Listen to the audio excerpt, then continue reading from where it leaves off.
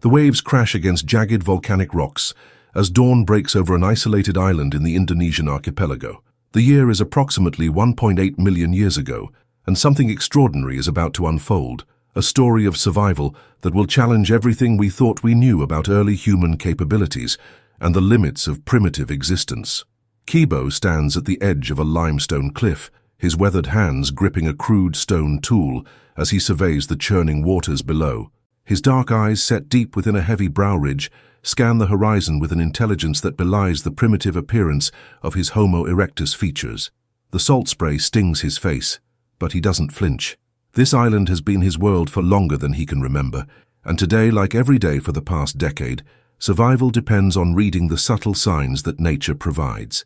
Behind him, the rest of his small band begins to stir. Sari, a robust female with scars crisscrossing her muscular arms, emerges from a shallow cave clutched into the volcanic rock face. Her keen eyes immediately assess the weather conditions, a skill honed by countless mornings when the difference between calm seas and violent storms meant the difference between eating and starving. The island may be small, barely 3 miles across at its widest point, but it has become a fortress of survival for these remarkable early humans. The mystery of how they arrived here continues to baffle modern scientists. Did they deliberately craft rafts and navigate treacherous waters? Were they swept away by tsunamis and somehow managed to survive the journey? Or did they walk across land bridges that have long since vanished beneath rising seas? What we do know is that these early humans not only reached this remote outpost, but thrived in ways that seemed impossible for beings we once considered little more than sophisticated. Apes. Kebo descends the cliff face with practiced ease, his calloused feet finding purchase on ledges that would challenge even experienced modern rock climbers. Every movement is deliberate, calculated, the result of a lifetime spent navigating this vertical world where a single misstep means death on the rocks below. The limestone is pocked with caves and crevices, each one a potential source of fresh water, shelter, or the small crabs and mollusks that form a crucial part of their diet. As he reaches a familiar ledge halfway down the cliff, Kebo pauses at the entrance to what appears to be an ordinary cave. But this is no ordinary shelter. It's an underwater passage that connects to a hidden lagoon on the far side of the island. The discovery of this natural tunnel system came at a desperate time 3 seasons ago, when a prolonged drought had dried up most of the island's freshwater sources.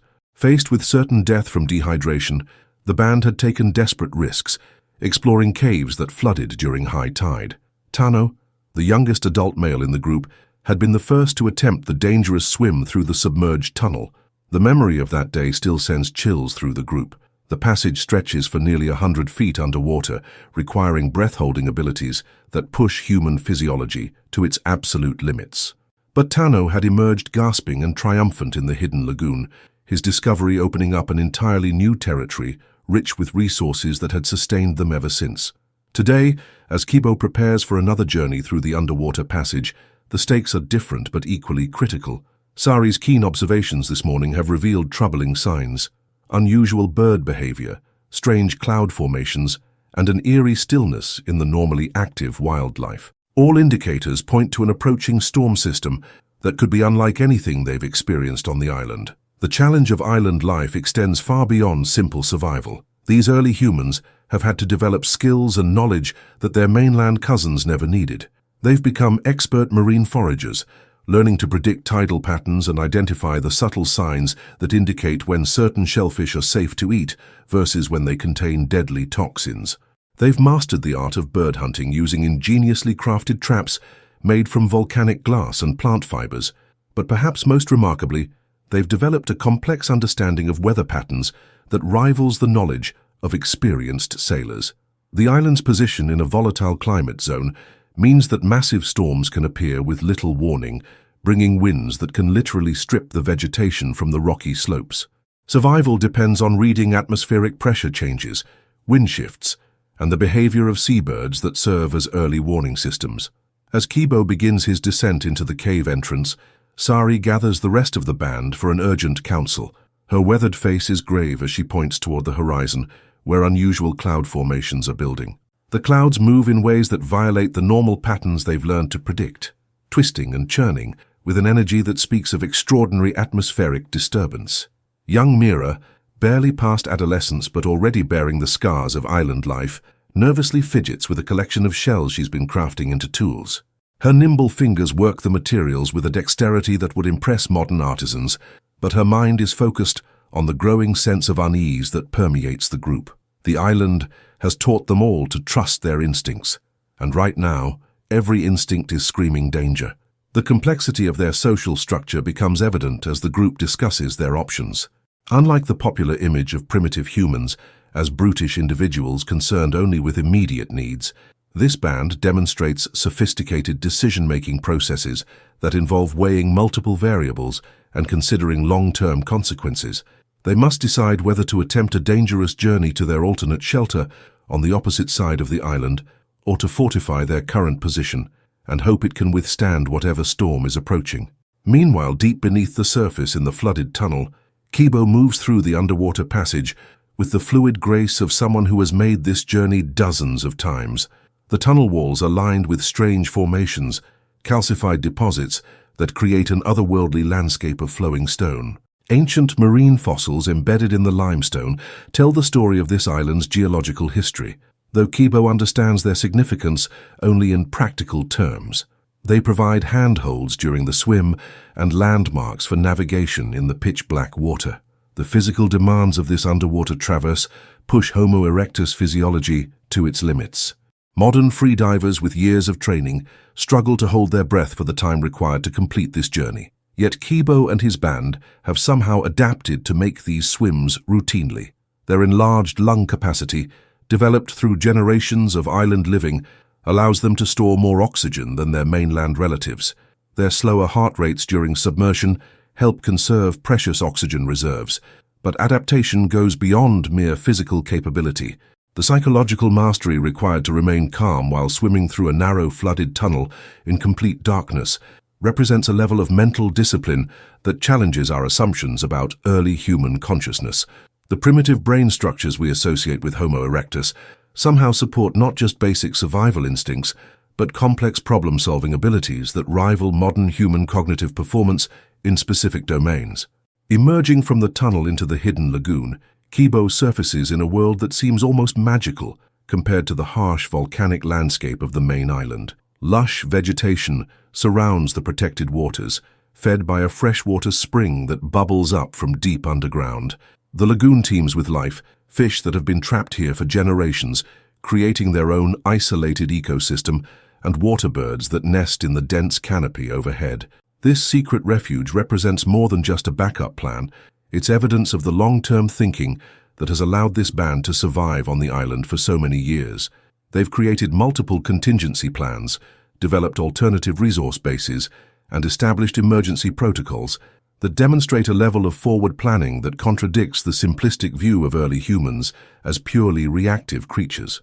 But as Kebo begins gathering emergency supplies from their hidden caches, the first signs of the approaching storm become unmistakable. The wind patterns in the lagoon begin shifting erratically, and the usually calm water starts showing signs of unusual turbulence. Even in this protected environment, they can feel the atmospheric pressure changes that herald the approach of something far more dangerous than a typical tropical storm. Back on the main island, Sari has made the difficult decision to attempt the journey to their alternate shelter. The group begins the treacherous traverse across the island's interior, navigating volcanic rock formations that create a maze of potential paths. Each route presents its own dangers: loose rocks that can trigger landslides, hidden crevices that drop into underground caverns, and exposed ridges where the strengthening winds threaten to knock them off their feet. The island's volcanic origin becomes starkly apparent during this journey. Hardened lava flows create natural pathways, but they're also scored with razor-sharp edges that can slice through even the toughened skin of these early humans. Volcanic glass, formed during ancient eruptions, litters the ground in deposits that must be carefully navigated. Yet these same dangerous materials have become essential tools. The volcanic glass provides cutting edges sharper than anything metal-using humans would develop for thousands of years. Young Mira stumbles during the traverse, her foot catching in a hidden crack between two lava flows. The sharp volcanic rock tears into her leg, creating a wound that immediately begins bleeding heavily. In the modern world, such an injury would require immediate medical attention, but here, thousands of miles from any other human settlement, The group must rely on their accumulated knowledge of island medicine. Sari immediately begins gathering specific plants that grow in the volcanic soil, species that exist nowhere else on Earth, but have been carefully studied and tested by generations of island dwellers. Some contain natural antiseptic properties that prevent infection in tropical climates. Others help clot blood and accelerate healing. The knowledge of which plants to use, how to prepare them, and how to apply them represents a pharmaceutical understanding that rivals traditional medicine systems developed thousands of years later. As they tend to Mira's wound, the storm's approach becomes impossible to ignore. The wind begins howling through the rocky formations with a sound like nothing they've ever experienced.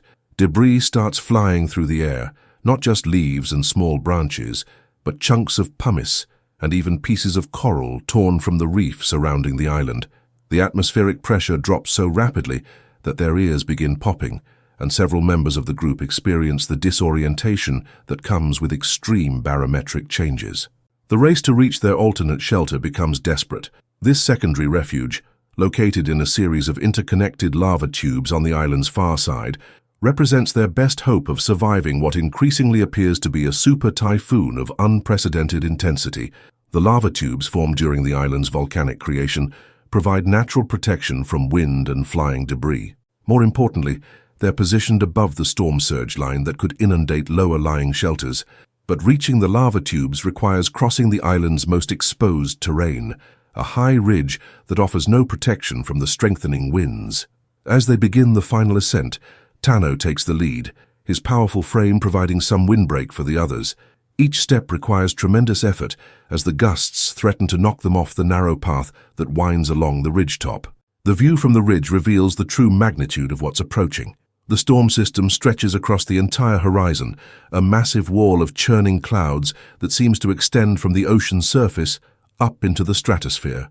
Lightning flickers constantly within the cloud mass, not the isolated bolts of typical storms, but continuous electrical activity that turns the approaching darkness into a pulsing, otherworldly display. For creatures who have never seen anything larger than their small island, the scale of this weather system must be almost incomprehensible. Yet they don't panic or freeze with fear.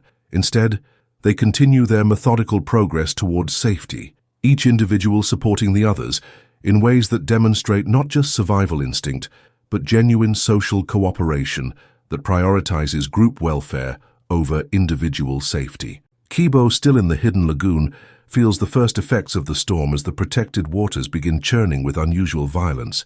The underground spring that feeds the lagoon starts showing signs of disturbance, sediment and debris being pulled up from deep underground by the pressure changes associated with the massive low-pressure system overhead.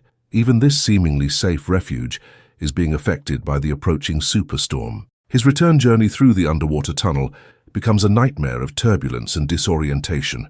The usual calm of the flooded passage is shattered by pressure waves that push and pull at his body with tremendous force.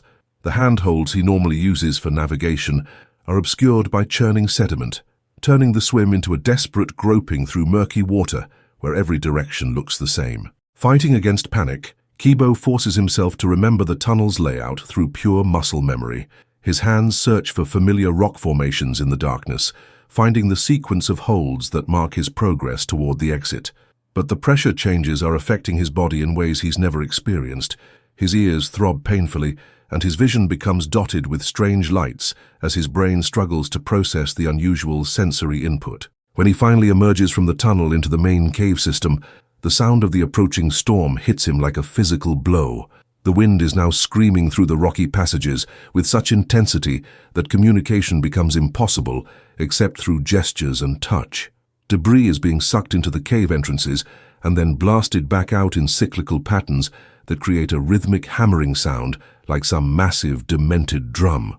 Climbing back up the cliff face to rejoin his band becomes an exercise in survival that pushes his abilities to the absolute limit.